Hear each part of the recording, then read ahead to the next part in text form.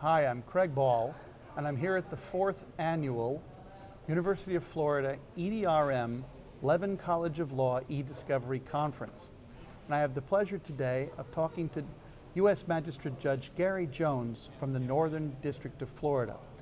Judge Jones and I have been chatting off camera about some of the changes to the new rules, and Judge Jones was explaining to me some of the ways that he's been implementing such things as the amendments to Rule 37E, and particularly the amendments to Rule 26 regarding proportionality. Judge Jones, tell me, how is the change to Rule 26 and the elevation of proportionality into the scope, how is that affecting the way you're approaching e-discovery cases? Well, so far in the 3 or 4 months since the rules have been in effect, I would say that seems to be the major change that we're seeing from lawyers on motions to compel. When we have discovery motions presented to the court, there's now much more of a focus by the lawyers and now by the judges, of course, on proportionality. Prior to that, the concept of relevance was really a moving target. There really weren't defined boundaries to it. And now the target has been moved in a little bit because now we can all get a handle when we talk about proportionality, what the case is about. We can all take a look at how much is involved in the case, what is the importance of the case. Is this a $500 million case, or is this a case where the parties are fighting over $50,000?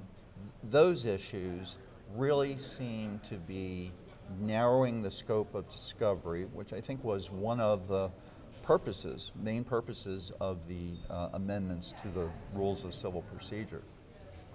The other issue that is coming up from time to time in motions and at hearings is the duty of cooperation.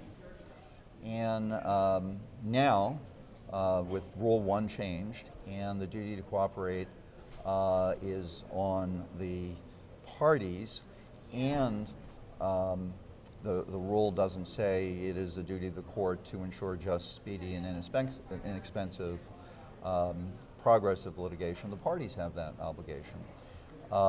So parties, I think, are taking that to heart. This is a good sign. That my sense is lawyers, at least from the big firms, in the more significant cases, seem to be cooperating more. And judges are insisting, now that we have something we can really point our finger to in the rules, insisting that parties cooperate, which, as you know, as an expert in e-discovery, is one of the keys to making e-discovery work. Cooperation, the parties working together. May I clarify, Judge? I've had the benefit of hearing some of your thoughts about e-discovery at this conference in the past, and you've struck me as someone who's been very thoughtful and understands the importance of managing cases to avoid kinds of abusive efforts on one side or the other. So my question is this: since proportionality has always been a part of Rule 26 and has simply been elevated in some sense, and also considering the fact that you, as an active judge and a judge who understands that the rules gave you plenty of tools to manage cases and abuses before, has the change in proportionality been a change in how you approach cases, or principally a case in how cases are being brought to you by the litigants? That's a good question. I would say a little bit of the change, the way I approach cases, although I always had a focus on proportionality when dealing with discovery matters. But I think the real significant change is lawyers now, in the way they approach cases, in the way they conduct discovery, e-discovery, are now properly focusing upon proportionality. That lawyers are getting together and beginning to focus on, for that particular case, what really needs to be done, how far do they need to go with e-discovery. So I see that as a change. That's a good thing. Hopefully it will continue in the future, but we'll see. One more question? Yes.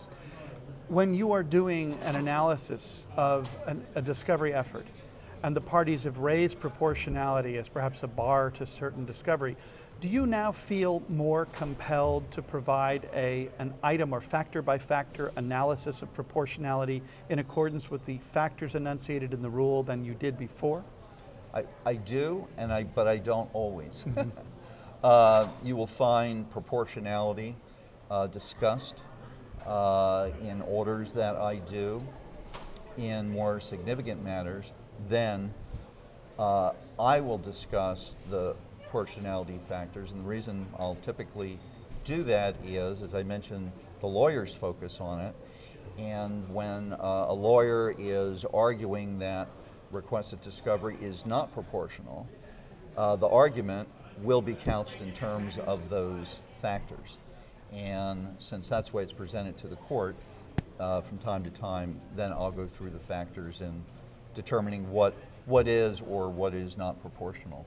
Thank you, Judge, and thank you very much for your participation in the 4th Annual University of Florida Levin Law School EDRM e-Discovery Conference.